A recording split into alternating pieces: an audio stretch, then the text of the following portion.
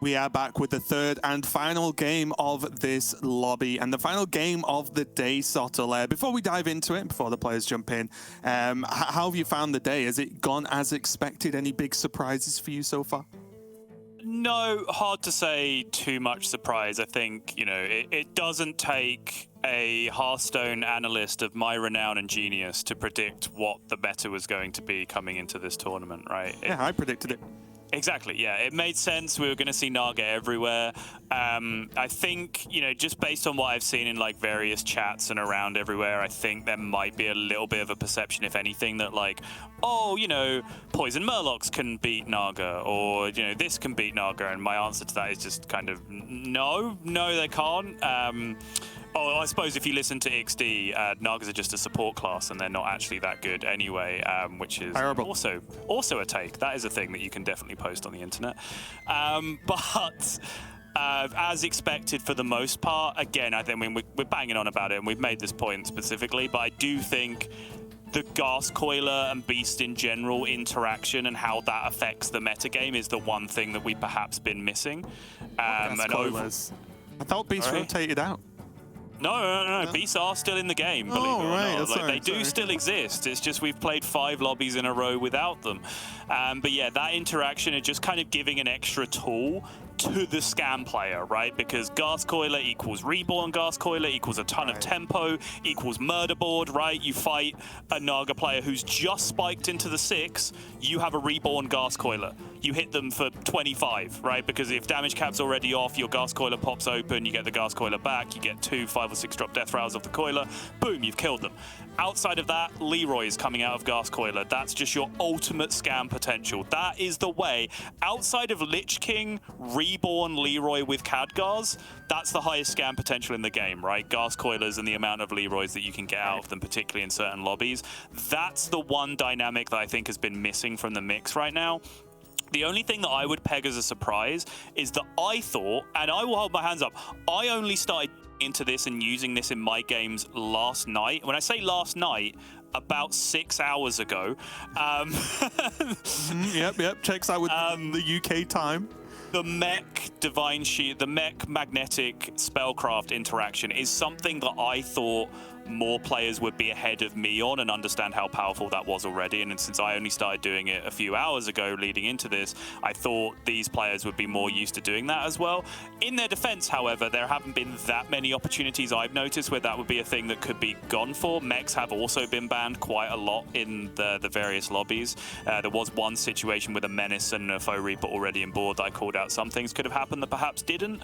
But overall, pretty much par for the course of what we expected coming into this, right? Yeah, it really is. And I think a lot of it, as we've seen, is... Yes, we've seen this in the past. I think for me, especially with Quillbore, when they initially came out, the meta became Quillbores. But it's not like it's not interesting, though, because how you get to the Naga, especially when Naga specifically are so heavily leaned towards the tier 6 minions being the key pieces of the puzzle. But how you get there with different heroes, how greedy you try and get there, and then we've seen people punished, right? We've seen people go down to low health totals, and then when they hit someone of equal or slightly more power level, they get hit for that final bit and they're done. And that's still an inherent risk in itself, because as we've been mentioning, these aren't ladder games where, okay, I'm going to try this. If it doesn't work, I lost a few MMR, so what? If any of these players try something and it fails miserably, that's a third of their potential points they can gain to an extent gone. And they have to be in the top half to make it into the second day. And the second day is where I think arguably you'd fancy your chances even more, right? Because it's not just 3 lobbies. There's a bigger chance of you actually making it all the way, because there's generally going to be more lobbies unless you only watch the last day of the previous Lobby Legends, where you've got a bigger chance, you've got more time to get going. Some of that consistency might, impact even more because is generally more games to play. So I think you do everything possible to get into that top 8, and and you know, risking things, doing things a bit too greedily. We have seen players get punished for that. So I think that's even though the game is very Naga centric right now, it's very important to still do it well, right? Like if I went in there and tried to do these things, I'd probably consistently be like 7th, 8th maximum, right? Because I wouldn't be able to get to the good points as smoothly as some of these players do. Yeah, and this is, you know, not an opinion that is shared by a large number of people, but I really enjoy metagames like this as long as they're temporary. I have a really good time with them because the sense of close to perfection feels attainable, right? Like when there is one clear strategy that you have to work towards and then one fail-safe strategy that you go to if that doesn't work, it feels like you can achieve 99% perfection on playing those two strategies if you work hard enough, right? You're going to run out of time before the metagame changes, and then but you feel like you could get to the point where you understand every nuance, every out, every percentage calculation, every odds, the rolls, the hits, everything that you need. You understand the game perfectly because it's been boiled down and condensed down. You know, like cooking stock down to an actual jus in the end. You condense all that flavor into one large, delicious punch, and then you can really focus on doing one thing incredibly well. I don't want to do it forever, but for now, I do think it's an interesting snapshot of a competitive metagame of like who can do this optimally for the longest over the period of the tournament. I think that's kind of cool. That's the thing as well. No doubt the meta in general will develop.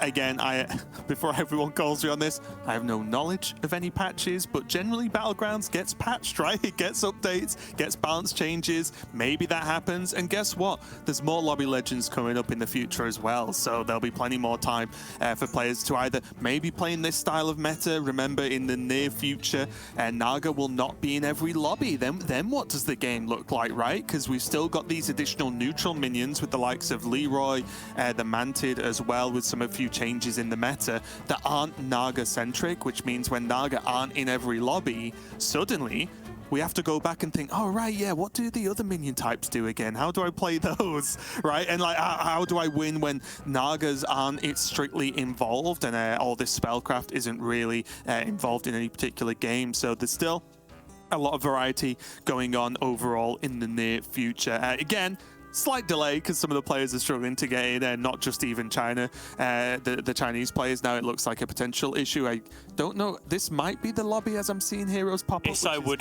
Whenever I look over here, I'm staring at the screen that tells me what's going on in the game. And yeah, it looks like we are good to go. So again, thanks for bearing with us. We do want to prioritize the players being comfortable and good to go with their connections. But let's get into it, Sotil. Kick us off. So we are looking at Orof, who is in the position of needing to climb. He's 5.5 points right now, which sits him in 6th place.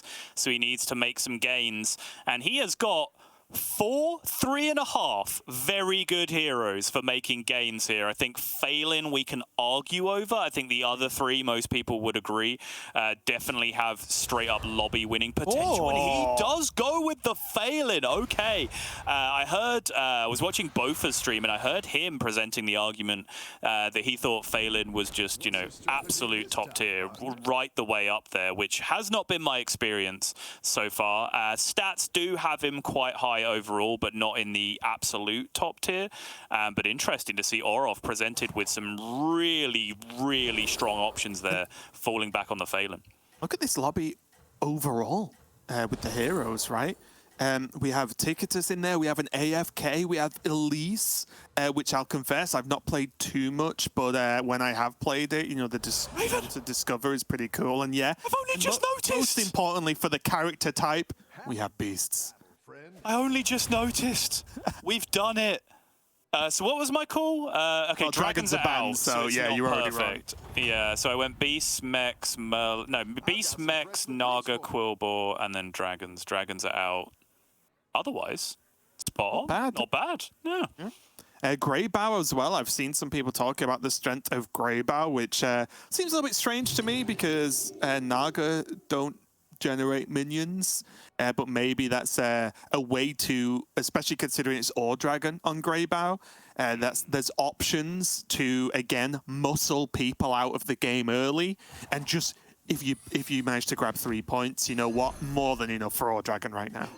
Yeah, I mean, exactly. Ore Dragon is tied for first right now on 11.5, so honestly, the assignment right now for Ore Dragon, as he understands it, is almost just don't get 8th, right? Like, yeah, exactly. if you can outlast one player, that's probably job done at this point, which makes Greybow a rare pick, but I think a sensible pick in this spot. Get some tempo. Babofat's favored in this one. Yep, seems good.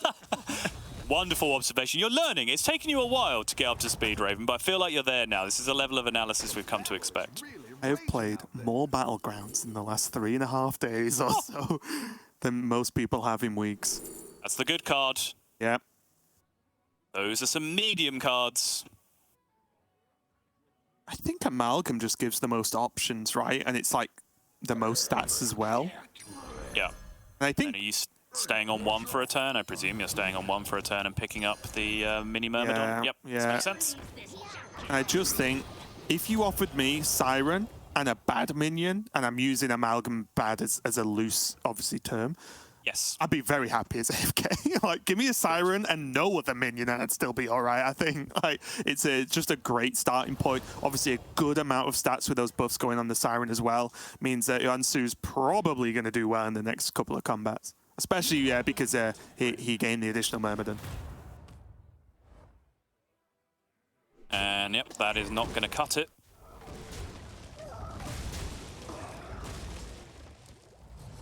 Koyomi here going into Ticketus turn 4. Okay. Does get the good stuff, which is infinite tempo with double lava in the shop already that you're picking up right now, which is kind of huge. Not sure if he had a 1-drop pair on his board. Is that another Myrmidon below the... No, it's not. Okay. In which case, yep, fully in support of this. Yeah, I was... When I played Ticketus, I have looked at the additional minion a lot as well. Because again, you're just looking for Naga most of the time, so one extra minion in each shop found to be useful. But I think with exactly the 2 lavas in that shop, it's so much health added to this board. I will have to, unfortunately, present the argument that extra minion is almost always bait in every scenario. It just, in terms of like and the call extra... me a fish. Yeah, exactly. I mean, you are one of the biggest fishes I know, Raven. Like, you will take almost any bait presented to you in any situation. You've got to test it, right? I mean, it's true. Maybe this is just a delicious treat that someone's presenting to you for no reason. How will we know? Leave a little cube of cheese out on the side. I mean, I'll go for it. Even if there's a big box and a stick holding it up above it. Your partner just walking around the house, just constantly having to lift up cardboard boxes that have fallen on you. Yeah, exactly, exactly. Yeah. Here, though, again, good amount of stats are going to be very useful here. Greybow not going to get any real usage here. Out of the hero power. Nothing big, anyway. Yep.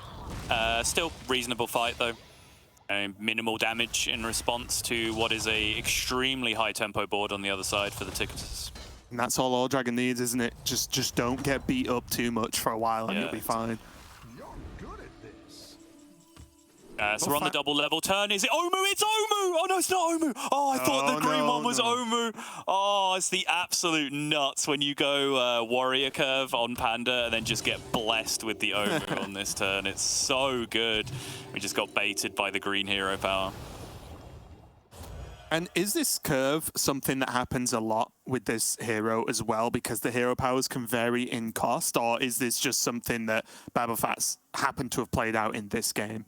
Yeah, good question. I think your response to Tavern 2 on 2 is kind of given as to what your hero power is, right? If you get one of those reform curve hero powers, one of those 1-mana power plays, then you might be incentivized to stay on 1. My Panda games, I have still been leveling on 2 most of the time because, you know, hitting early Snail or early Lava Lurker is just so much extra tempo.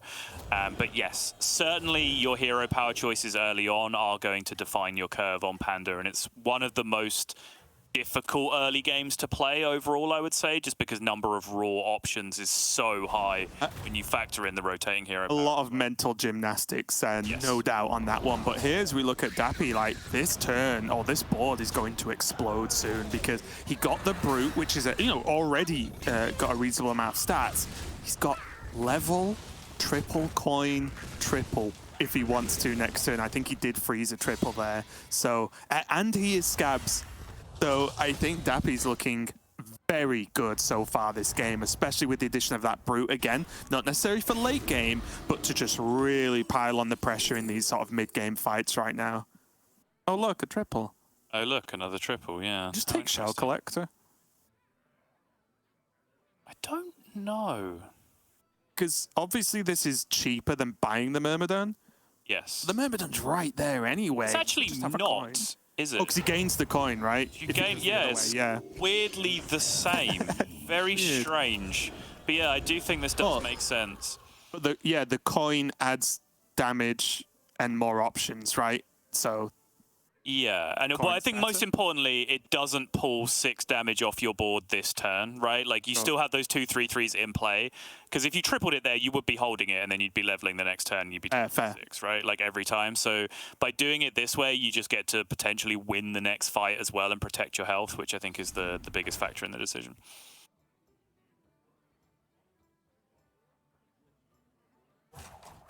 One thing I found with the, I'll admit, couple of games I played with Elise so far in this patch was she felt very fair. It didn't feel like the discovers were, obviously you can hit with the discovers, right? That's never in doubt. But the hero felt a little bit too fair for me because, there's no buddy anymore, right? You're not cheating out the super cheap maps anymore. So it just went back to feeling like, yes, discovers are always nice because you can discover and try and hit for a Naga. But in general, it didn't really pay off. But I did only play a couple of games, so that's probably nowhere near the sample size required. But so far, Max doing okay here with simply just a lot of stats.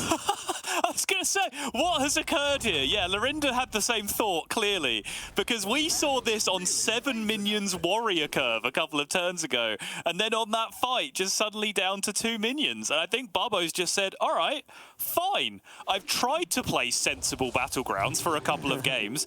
That hasn't worked. So if this is what we're supposed to do, this is what I'm going to do. And I still don't hit.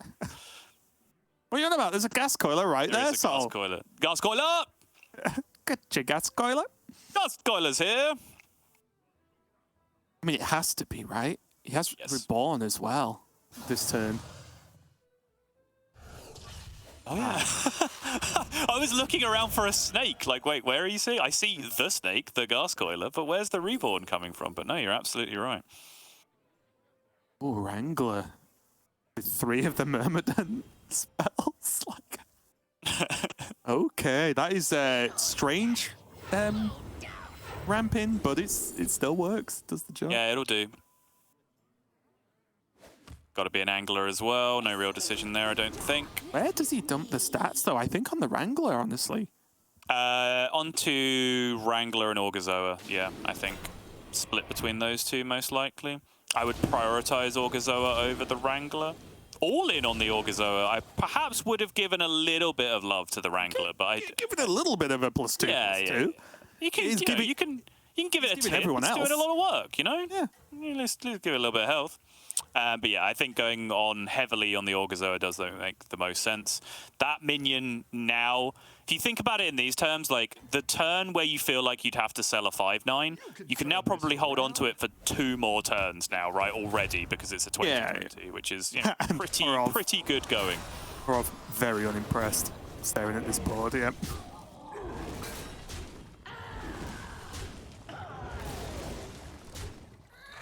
Third person just not getting the job done, is it? 8-3. Yeah, it's not even going to kill it. Oh, wait, yeah, it does get to attack. Sorry, yeah. I didn't look at the actual attack number. Yeah, okay. Doesn't actually matter a single bit. Still takes 15. Yeah, still smooth gets amount of damage. Yep.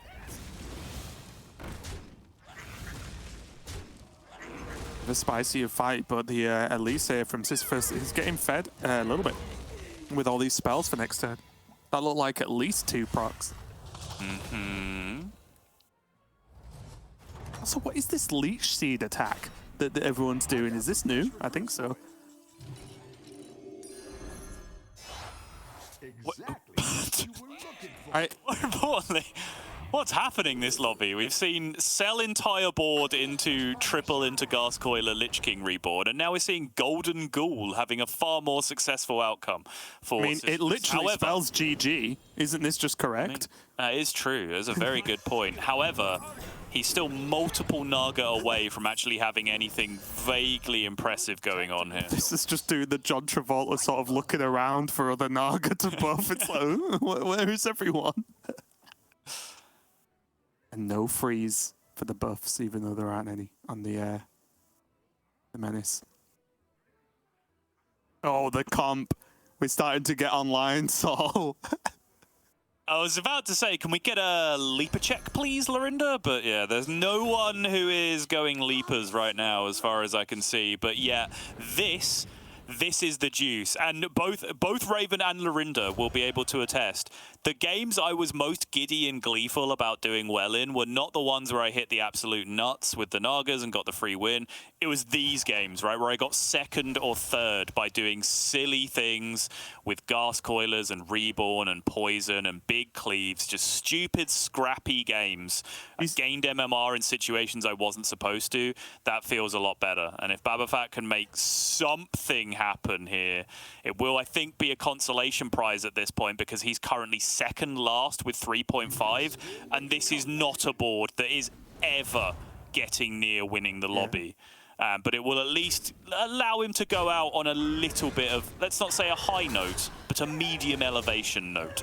Yeah, we spent an ungodly amount of hours on a call playtesting, and Sol said verbally a lot how unlucky he is.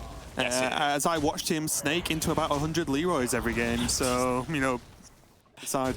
It's just not what happened. What's really frustrating about that is that I was observably being unlucky the entire. You were watching it happen, and you're still just lying about it. Oh, that too. So irritating. Leroyed. Oh. Anyway, Babafat does take a win here, so he's still going to hold on 20 health, dealing 9 to the AFK as well. So still, that was a very important win, I think, for him in that fight. If he'd gone any lower, lost the fight there, went below 15, he would be in mega trouble. Because as you said, his comp is not the strongest in the world. Meanwhile, though, Hyunsei has got the Golden Shoal Commander. One of my favorite cards from the new set, actually. Yeah, it's certainly, I think, the spellcraft that you just feel the most vanilla good about putting on something, right? Like loads of numbers. It is like it's kind of interestingly balanced, right? Because in most situations that we're used to at the moment, you have 6 or 7 Naga on your board, right? So you look at that spellcraft, and then you look at all the other ones, and you're like, well, this one's just better than all the other ones. What's going on? But, you know, the intention is that boards exist at some point where you might have less than 4 Naga. Now, bear with me. I know that's hard to imagine right now, but, you know, I'm sure somewhere down the line we might see 1 or 2 of them. And that means, of course, that then Shoal Commander just becomes, like, almost generically the weakest buff instead. So it's kind of interestingly balanced in that regard. But I do definitely like it as a card. It does hold up its weakness as well with multiple Siren procs, though, as well, right? Because it becomes a big minion by itself and pops off with Thissa. But jumping over to Orov, he's transitioned into Omega Busters and mechs. So yeah, fair enough. It's something that's going to add a lot of stats to this board, especially with the tank and the Meckrel at the end. And last time we checked in with the Elise, it was a Scrappy board on the other side as well, and it continues to be that Scrappy board. I'm going to judge from Orov's reaction that his odds are not good in this fight. Although looking at it, to my eye, this looks okay. Oh, actually, second Buster not dying was not something that I factored into my eye test. That might be a problem. And if you look at the trades, like, none of them are that good, right? There's still a 14-7 if that... Oh, okay. That's very good. Yeah, that was the one Orov wanted to see. Less good. Oh, not enough. No, it's not, is it? Oh, it is. No, it can be. That exact trade happening now means that 11-7 and 6-10 have to interact here, which means at minimum, yep, there it is. That is going to be the win for Failing. Stays alive with no value trade. Fight another day. No value trade was huge there. Mm-hmm. You're good at But how does he improve? I guess he just looks for, I forgot the name of the card now, the 3/6. The 3. Oh, Kangors? Yeah, the Kangors, there you go, yeah. Meanwhile, over in Naga land. Meanwhile, over in not rubbish board state land. Yeah, exactly. Yeah, here we go. Kind of the same thing, right? True. Yeah. This is a rubbish Naga board. Oh, you love to see this. It's just like you go from, Hearthstone Battlegrounds to, Mum, can we have Hearthstone Battlegrounds? We have Hearthstone Battlegrounds at home. Hearthstone Battlegrounds at home. There we go. And also, such a big deal, like, seriously speaking, now that Dragon is, again, just putting stuff on the board and trying not to die, which is completely correct. I'm not laughing at him. Didn't get 8th. He's already achieved it. He did not get 8th. But he's hit the ghost, which buys him another turn. Orov might die. Honestly, a lot of players could die from this point with, 8, 15, 16, so on. Like, it's a reasonable number to come out when you know that players are really hitting that sort of peak performance Naga, right? Where the Athysas have been on board for a while, buffs have been played for a long time now, stats are high, likelihood of hard-hitting minions living is huge. I'm not sure about this one. Babofat is actually trying to go into Athisa late on in the game after having gone with the Reborn Gascoiler. This is fine. It might just work out for him based on opponent. I think this is just kind of a weak opponent read that he's gone for here. So it's an interesting push for sure. Just going to rock out 8 Leroys. It's sorted. It's already done. Yeah, fair. Here, though, it does look like Orov did convert into a second tank as well, which is pretty helpful. I guess a few extra hits, but one's dead now, so slightly less helpful. That attack was so huge for so many reasons. Firstly, tank dead, that good. Secondly, the way Babo had positioned here meant that Reborn Gascoiler was actually not going to get full value with the way it had gone down, but it just value traded into one of, I think, only 2 potential value trade targets on the entire board. And now it's farming. And now it just wins. Wait a minute. It does. No, there is no outcome here that does not beat a 12-10. Okay. No, it doesn't exist. I would have found it if it was my game. And it's a big deal. Babofat pushing out Orov now, and I believe Orov is looking bad, right? He's going to join Max, I think, at that turn, right? Joint 6th and 7th. Already going into this lobby at 5.5 points, so not looking too great at all. Yeah, and that's a really big deal because Max was the bar. Max was had 7.5 and was in 4th place. Right. So that means everyone now left in who was previously below him is gaining points. We're even looking at Koyomi here potentially, right? Who was that bottom place player. He's in the Roger position, who can now be chasing down that 4th. Oh, come on! What? Raven, please. That one wasn't even on purpose, and you were. I don't know what you're talking about. I'm just listening to you. Carry on. Yeah. Point made. Yeah, it is looking quite good here again, as usual, and as you'll no doubt hear people say often going forward. Would love the golden form of the Siren. Siren are absolutely amazing, but they do take up that extra board space. And All Dragon's just getting on with his life. Why is this board just funny? Look at the state of it. Just good stuff. All Dragon has chosen this life. If this board was a standard deck, I could have made it. Yeah, I can see that. Some good cards. I'm looking at it. It doesn't make any sense, and it's inherently confusing. Which, yep, I think the there you go. The Ike deck comparison makes perfect sense. Like, we're making fun of it, but yet again, like, All Dragon right now is my player of the tournament, right? Like this is peak Hearthstone Battlegrounds right now.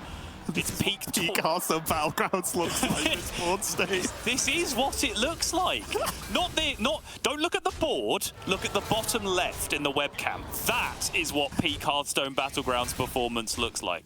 Ignore all this stuff on the board. That's irrelevant. Forget about it. What is it? He's popping off. It's got Goldrin now. It's all part of the plan. That's why you had the high mains. Just a beast comp in disguise. Oh, the value trade! That's a disgusting value trade. Okay, attack order, attack order. The tank goes. Okay, well, that's 6 damage gone. The tank goes. No shot. Oh no, there's a shot. There's a real shot. There's no shot. Oh, so close. Yeah. But look at the damage reduction here. He's just still alive. I know. It's insane. Yeah, I do agree, even though we're laughing and joking, I completely agree. I think All Dragon's just ticking every single box right now. Look at this mess, but it's a mess that's top 4, Sottle.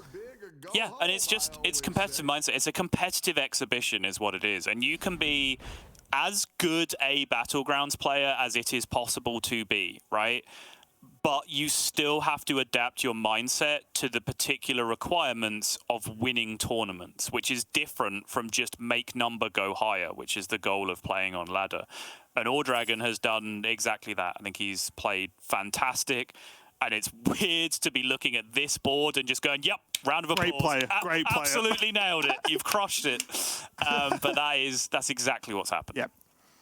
And I think that's something more people will get to see. There have, of course, been a ton of, especially community-driven competitive Hearthstone tournaments, right? Yep. Competitive Battlegrounds, obviously, I'm talking about.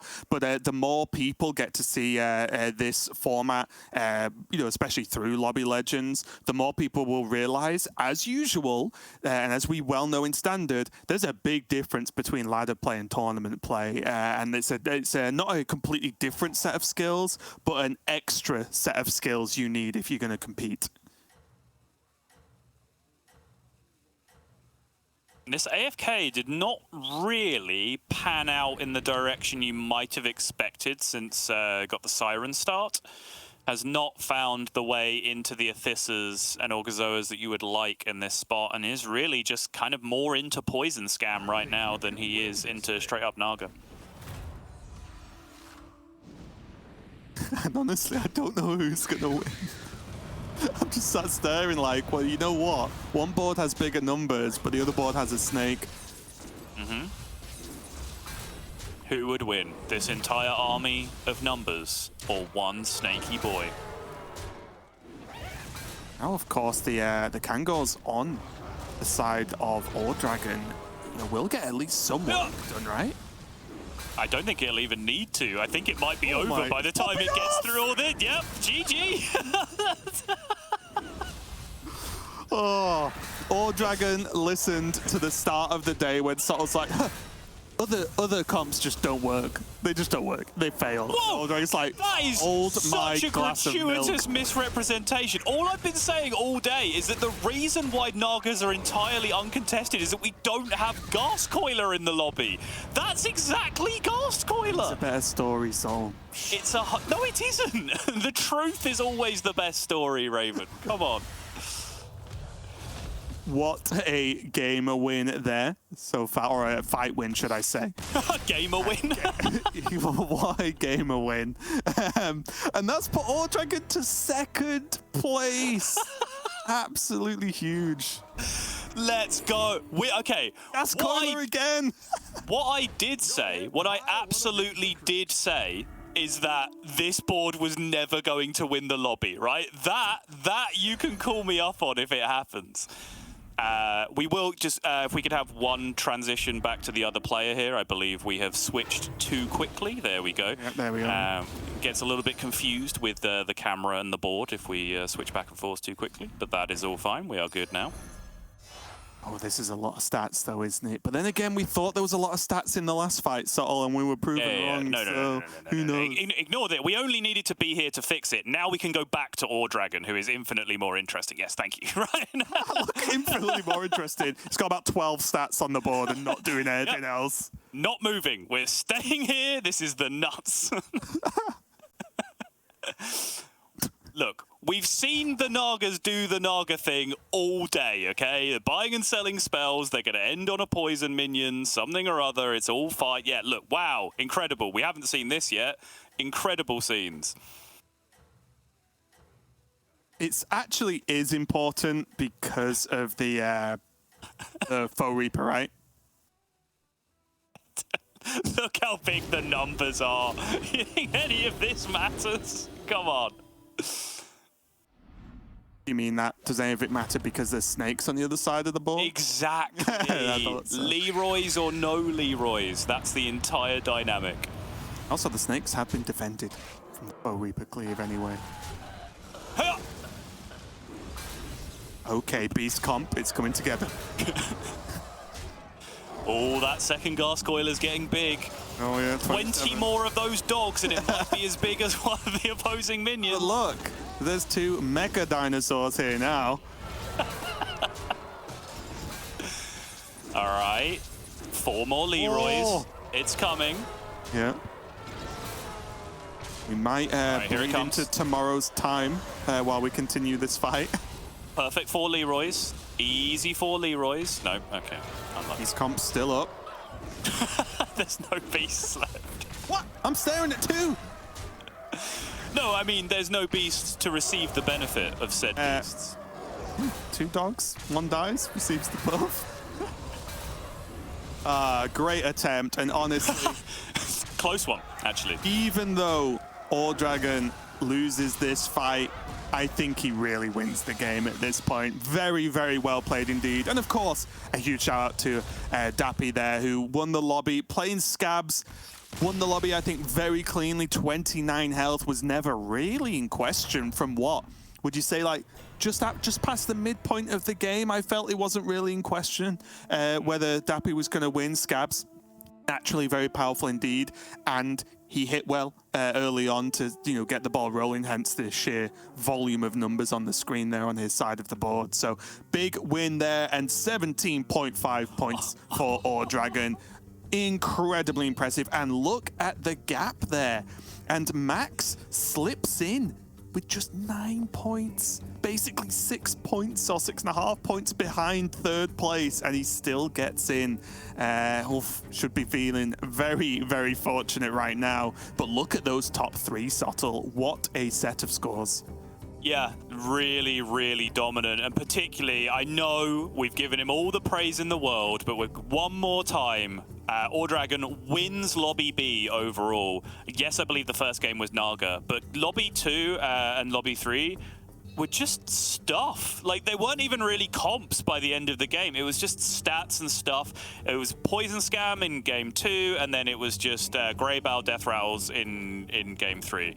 And with that combination of stuff, while everyone else has gone unbeatable Naga, he's won the lobby, and he's going through in first place now to tomorrow. That is a brilliant performance from Dragon. But yeah, take nothing away from Wednesday, from Dappy, and from Max, who have also found their way through. Very, very strong performances from them as well. But I do think we ended the day, I should say, on a high. And I think it goes to show kind of what I've been saying, is that the Beast being in do just add an extra dynamic to proceedings, right?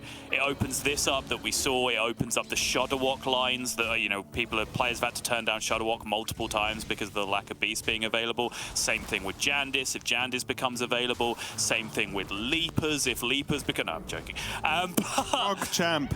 It does create different options, and I think you saw multiple players trying to seize upon those options with varying degrees of success through even the screenshot you showed me, I think yesterday, of your one Hydra carry comp, yes, which was reasonable as well. That did some work.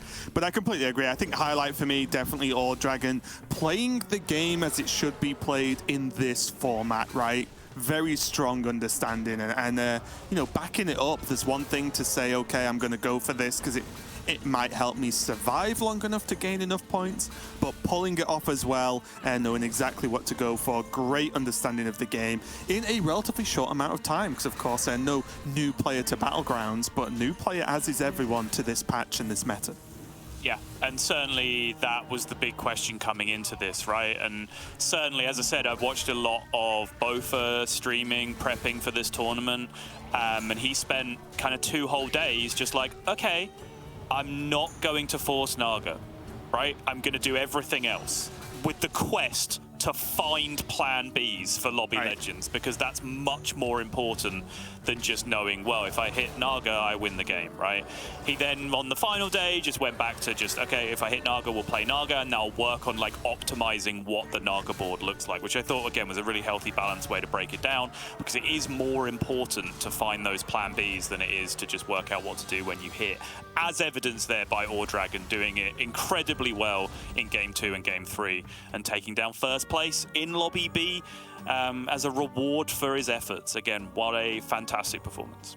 Yeah, really, really strong performance overall, and a good performance from all our players, honestly. Of course, 8 of them get knocked out. We have 8 now ready for tomorrow, where the format is going to change. It's not going to just be 3 games. We're not going to be over in an hour or so. It's going to be a new format, not new to us, but maybe new to you watching. It's going to be the Czech format, which changes everything. Do you want to just give us a very, very brief breakdown of Czech? Obviously, we'll talk a lot more about it tomorrow. Yeah, so in order for the tournament to kind of always end on a high, which is sometimes difficult with kind of points-based systems, right? Like sometimes if it was just purely first player to 30 points wins, you might finish 7th and then win the tournament on that last game, which can feel a little anticlimactic, right? So to kind of address that issue, Czech format is a format where a certain threshold of points is set, and then once you pass that threshold of points, you are then essentially allowed to win the tournament. You have to reach that threshold of points first. You're then eligible to win the tournament, which we call putting the lobby in check. But from that point, the first player who has the lobby in check to win a game then also wins the tournament, which means no matter what, the person who wins the tournament goes out on a high. We saw Be Nice do that incredibly quickly. I think 1 game above the minimum number that's possible in the previous tournament. So, you know, the way it seems to have panned out, I would imagine that we go like the full 14 games or something tomorrow with the maximum spread out going through.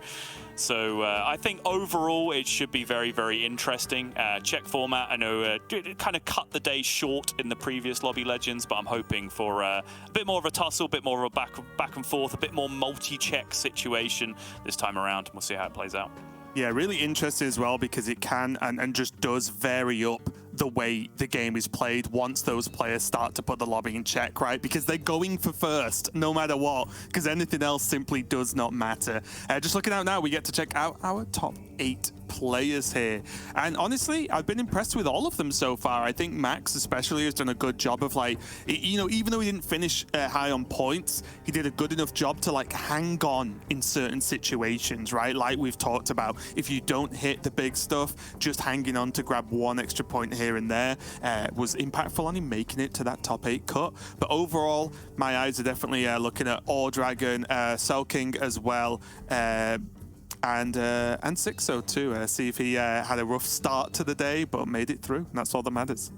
Yeah, really, really stacked looking final lobby, both in terms of players who I knew coming into this had reputation, people I'd heard of, people I've seen play, people who have had in my lobbies, but also the newer players who I've just been exposed to, who also showed very impressive understanding of what's going on throughout this. So extremely excited to see how this pans out tomorrow. It should be a fantastic final day. It really should, and you know, as we wrap up today so far, just to give you a reminder, we are starting at the same time. There can be potentially, you know, X amount of games tomorrow, so make sure to tune in. But we are gonna, in the end, crown another Lobby Legends champion. Really can't wait for it, so make sure you tune in. Any final words before we finish the day? So I finish our very early day at 11 a.m. for us here in the UK. Yeah, 11 a.m. time to go to bed and prep for tomorrow, I guess. No, I'm just going to jam some more Battlegrounds because, as I mentioned, I'm really enjoying the mini-game meta that we have right now. Don't expect it to last very long. You know, don't panic. The sky is not falling. It'll be fine. But for now, just kind of solving the equation of how to play in this very specific format is very interesting to me. So I'm having a blast. Hopefully, you all enjoyed watching it as well. Whether you are choosing to watch us and listening to this, or if you are elsewhere not listening to this, it can mime something, Sol. Rendering this entire thing pointless, and you are currently watching one of the various co-streamers broadcast this instead. Thank you all for watching. Please continue to support competitive Battlegrounds if you want to see more of this in the future, because that's just kind of how the world works. It really is. It's been a great day, and we've got one more day left to crown our Lobby Legends Noblegarden champion. So make sure to tune in tomorrow. But from Tom, myself, and everyone here, we're going to say goodbye, and we'll see you then.